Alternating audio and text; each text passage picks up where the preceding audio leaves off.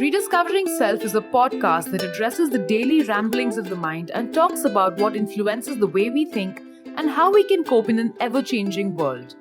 This podcast is brought to you by Amrutam, an Ayurvedic lifestyle brand and wellness community. How is everyone doing?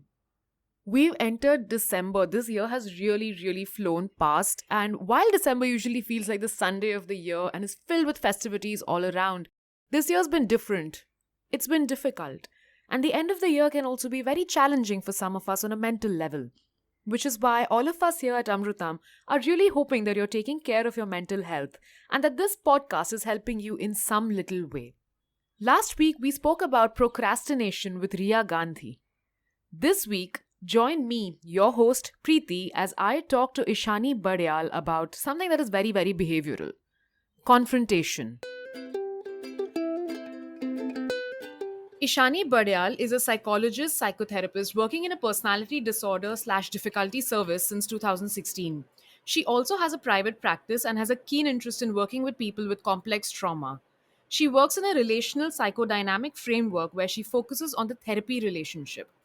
Themes of attachment, containment, and communication are often explored. Her long term goal is to open a mental health cafe that also serves as a community center, probably near the oceans or mountains or both. Ishani, I have to say, this is such a cool concept. I feel like I'm going to be one of your first customers over there. Thank you. Thank you so much. I hope I'm able to do that at some point. Yeah, it sounds really interesting. How do you see that panning out? So I am from the mountains, so I think that's one plus I have, and I've lived in Kerala for 2 years, and I think that's where I sort of developed my love for the sea as well. So I think if I have to do both, then it'll has to be somewhere down south. But hopefully, in the next few years, I will start something like that. Sounds awesome, and I'm personally really looking forward to it. And I also love how you don't even want to pick between mountains and beaches. You know, as someone who loves travel, I think I'm one of those people too. So I would absolutely love this whole concept, and I hope it's in both places. Thank you. So today's topic is something that I feel like a lot of us probably go through, and I really want to jump right into it with you. Uh, this one that we're talking about today is, that sometimes we are scared of confrontation. We just don't want to approach a certain situation head on. The very thought of it terrifies us. I can state this for myself. I try to avoid confrontation at all costs. So, why does this happen? Like, why am I so scared of confronting something? So I think to just begin with, when we think of the word confrontation, I think everybody has a very negative connotation attached to it. That it's something which is aggressive. It's something which is sort of um, rude. Someone is trying to put me down, and I think that's something which I'm not sure if we are taught, but that's something which I know people pick up, and that's something I see a lot in the work I do with patients, that confrontation means something negative, that it's just something really bad. But I think that's where I want to sort of talk about this whole idea of that confrontation as a concept is not negative. If you sort of understand it, it's pretty much someone is trying to give you a feedback.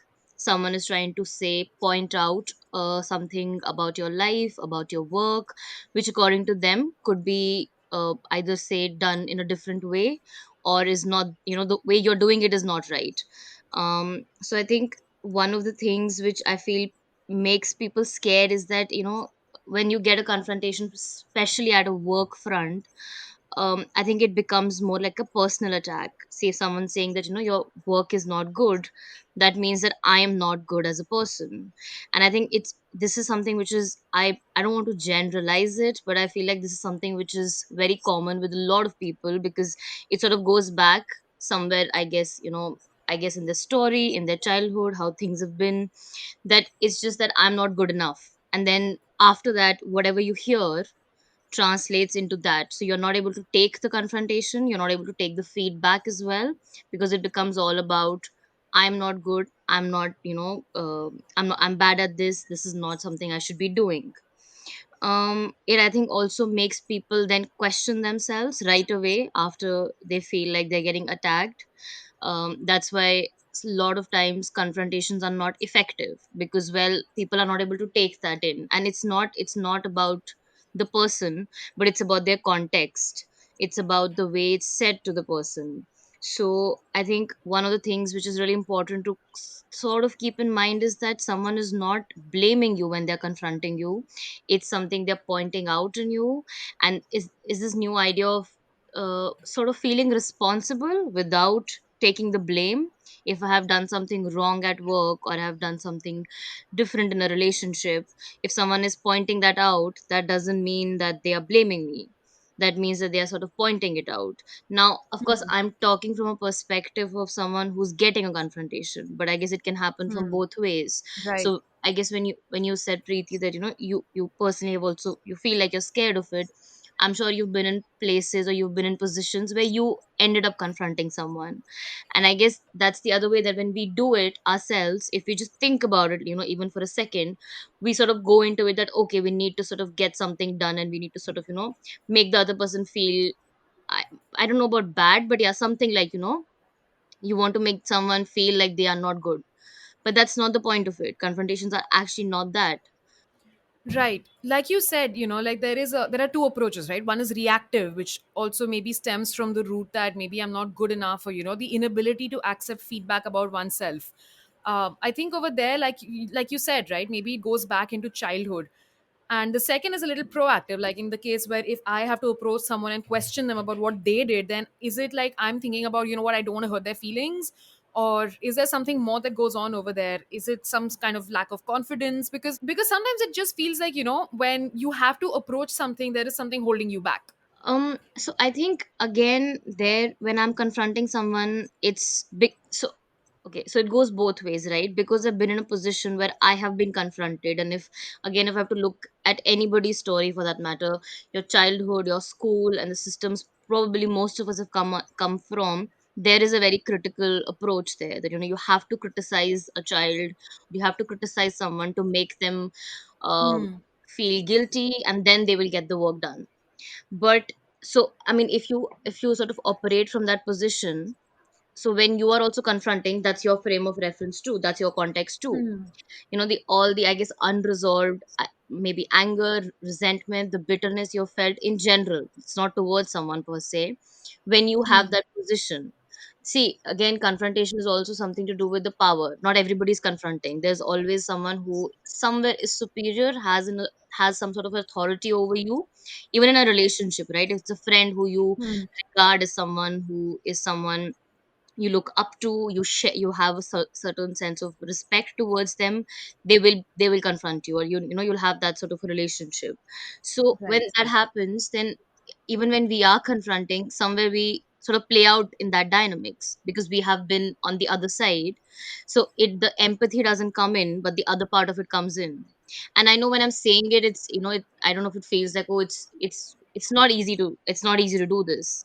When I'm Hmm. saying this is also something, like I see a lot in my work, I see in myself, like being a therapist, I've been in my own therapy, I do a lot of reflection on myself, and that's been a process with the patients as well, that it's not easy to do that.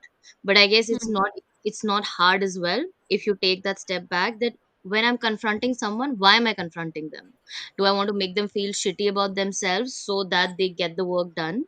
If that's my Hmm. approach, then I mean, then this conversation, like, about confrontation, is not going to make sense to that person. But I Hmm. think then when you are confronting, it is very important to somewhere ask yourself, why am I confronting? What do I want to do? And sometimes probably you are projecting your anger on the other person. It's all part of the process. But are you willing to think about it? I think in the end that's where it comes down to.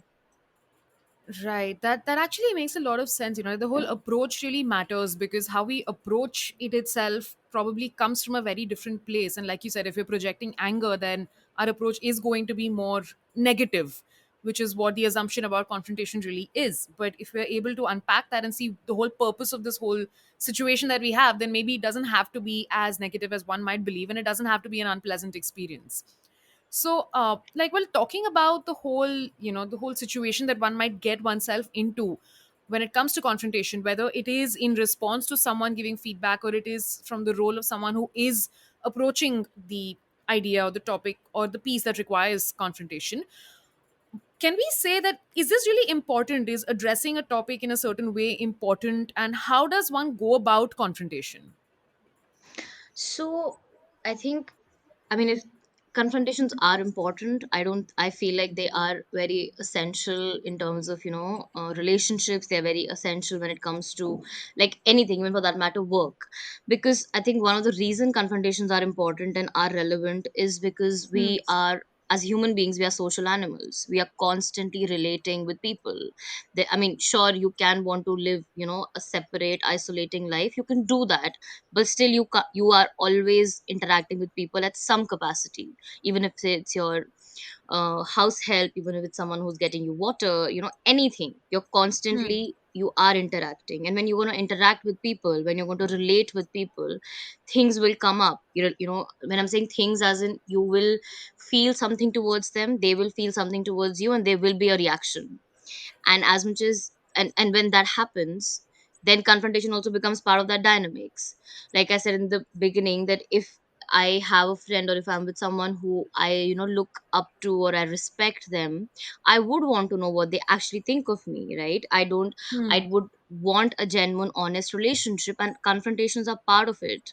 Again, it's not, confrontation doesn't mean that the person is putting me down, or they are trying to say that I am better than you, maybe Hmm. they are, but I guess if you're listening to it, so again, from a position of someone who's getting confronted, you need to make that boundary for yourself. You need to at least start thinking about that boundary. It's like, your emotional boundary, that I'm not going to take that in after a point. I'm going to listen to the feedback, and I'm going to respond to that, not to the fact that I am a shitty person, because I'm not. Nobody is like a bad person that way internally. So I think that's one of the reasons I feel confrontations are very important. And the other thing is that you need, I mean, if you're talking about evolving, if you're talking about progressing, you would like feedback. You would like to know how you're doing. You would like to, I guess, know sometimes where are you going wrong, or what you could do better. And as much Hmm. as you can self evaluate, it's always good to have people around you who are able to even, like, point it out, that this is not, I think, you need to sort of do it a different way, try doing it a different way. So I guess if you don't get that, then I guess then we are trying to make human interactions very, I guess, very sort of nice and very sort of great, which they are not, right? It's all part of it. You can't just be like, I'm gonna throw away the anger and I'm just gonna take away the good part. If you're in something, then you are sort of in it fully, and emotions are all bad, good, resentment, anger, everything. Right, right. You can't have one without the other. We wouldn't know the value of one without the other. So human beings are complex, and I think I don't think it's a one size fits all as well in this situation, right? I feel like there were a lot of really pertinent points brought up over there about why it is important, and how one actually does need to do it at one point or the other. You can't really escape confrontation altogether. So for people who actually have an issue, with approaching or initiating a confrontation, so to speak, are there any steps that we can actually use as a bit of a roadmap to just start changing that behavior? Um, so I think, like you said, that in terms of, like, of course we are complex, and every, we can't generalize, say, so steps for ourselves. But um, again, when it comes to confrontation, when it comes to, say, you approach, like, your initiate, you have to confront someone. I think it's Hmm. important to think about it before you do it, right? Like, it can be an act of impulsivity, but I think that's one of the times when it goes wrong, because you are. And I think the other thing actually I was thinking while I was talking to you was that, because we are scared of confrontations, because we sort of keep avoiding them constantly, when it happens, it just feels like the world has fallen apart, because we're constantly trying to sort of avoid it. And that's something personally I have done for the longest time, that I don't, Hmm. I'm just not going to be in that space where I get confronted. I'm not going to take that.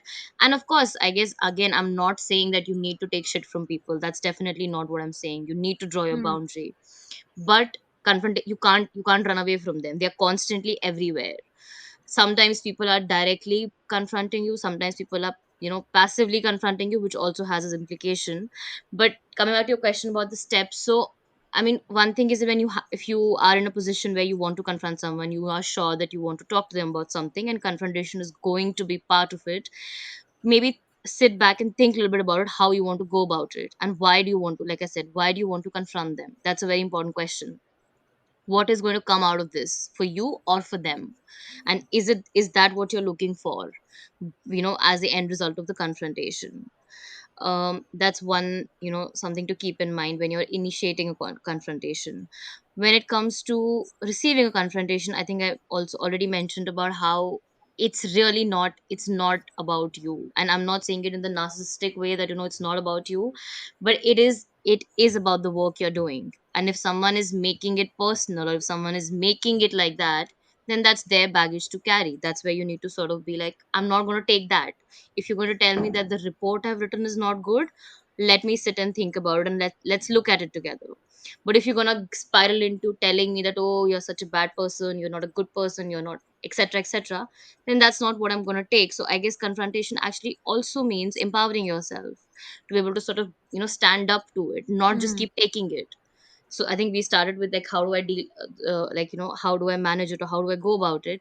But it's also sometimes to be able to confront a confrontation. Like, confrontation doesn't mean that you have to constantly keep taking it, because I guess that's the other Right. thing which happens, right? That Hmm. I'm supposed to take it, and I think I'm thinking more in the hierarchical structures, where there is a manager, or there is like a person who is above you, and then they come with this position that you have to take it.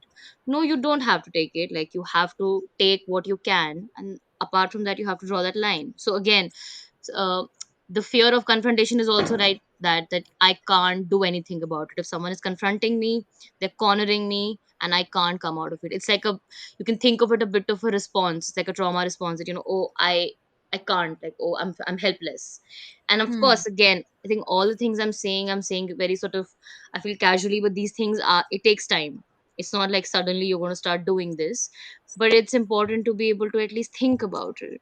Even if, say, for example, you're in a situation where you got a confrontation and you didn't react well, or you felt very overwhelmed and you lashed out, or it wasn't a great experience for you.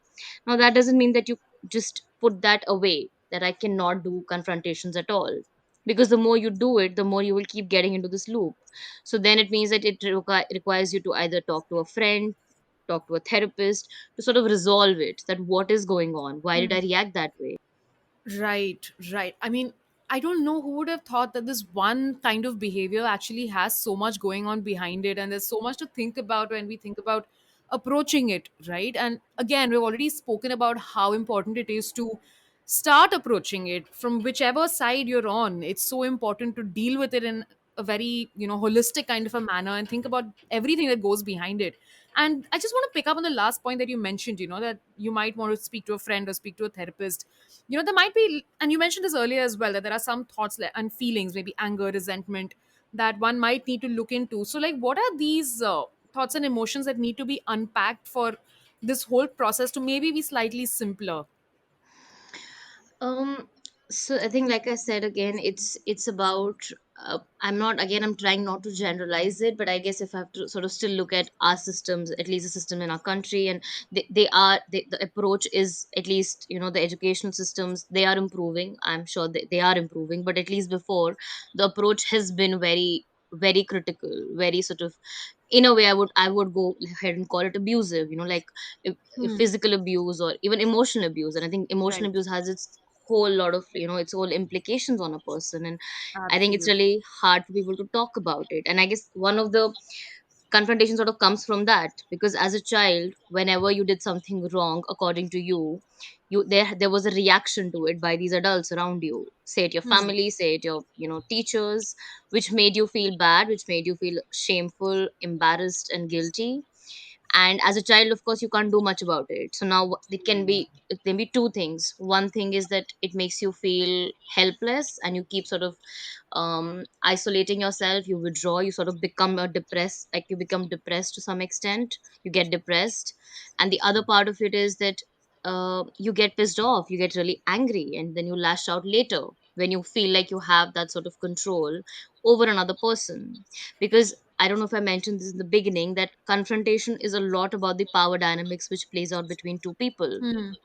where one person feels like the other person is more powerful than me, in which most of the cases, at least again in the work context, it is the reality. And at the other way around also, say if my someone who's a junior to me, or someone, who I feel is not that, up there in my, structure, if they confront me, I might not take it. And Hmm. if another Hmm. person who is up, than whatever the other person, I will take it. And I think that's the other thing which happens with confrontation. It's really not about the authority. Sometimes someone who actually you feel is not an important person to you, or is not that powerful, can also confront you. Confrontation doesn't only have to come through power, but that plays out. And that's where it comes, when I said therapy, or when I said, talk to someone, because it's not just about what happened in that whatever 5 minutes of conversation you Hmm. had with someone.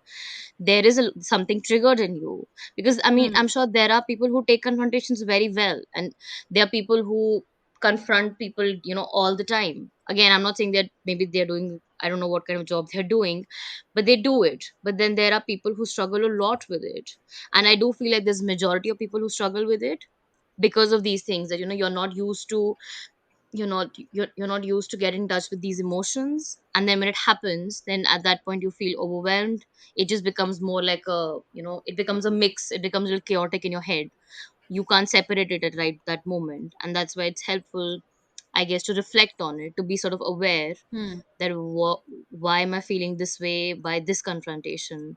I mean, I've had patients, I've had like people around me who can't deal with the confrontation with this one specific person, or they won't be able to deal, they can't take the confrontation from a certain authority figure.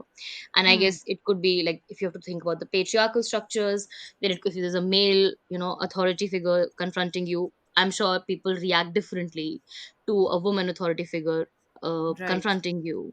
So I think all of these things definitely play out. There's so much, the social context definitely plays Oh out. my God. Yeah, I know, who would have thought, right? Like authority figures from childhood, and then who we see as authority figures now. There's so much of linkages right to back when we were kids to who we see as adults, or who we see as superiors right now. I'm Yeah. just trying to make sense of all of these relationships and how they actually replicate themselves.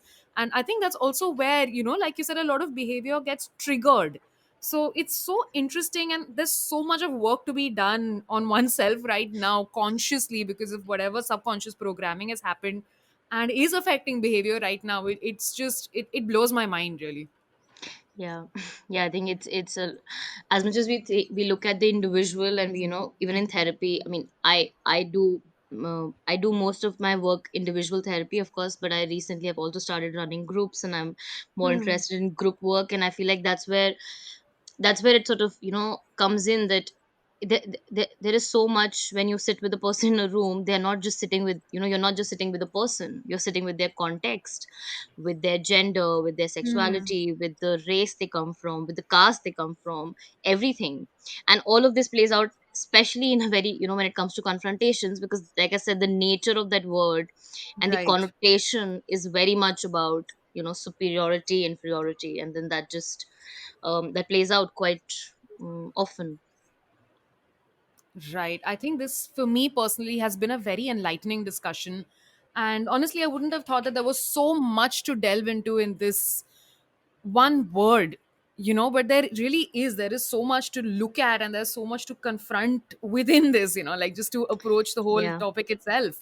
So, thank you so much, Ishani. This has really been very, very enlightening. And I'm so glad you were able to join us on Rediscovering Self to do this. Really very happy to have you here. Thank you so much. There was so much to take back in this episode, and I really hope we're all going back with something that's going to be adding some value to our lives. Join me next week at the same time for a brand new episode where we will be talking about something that has plagued all of us at some point in our life. Haven't we all thought that we don't like the way that we look? Stay tuned for next week's episode, and we'll get right into this. This is Preeti signing off. Take care, stay safe, bye bye.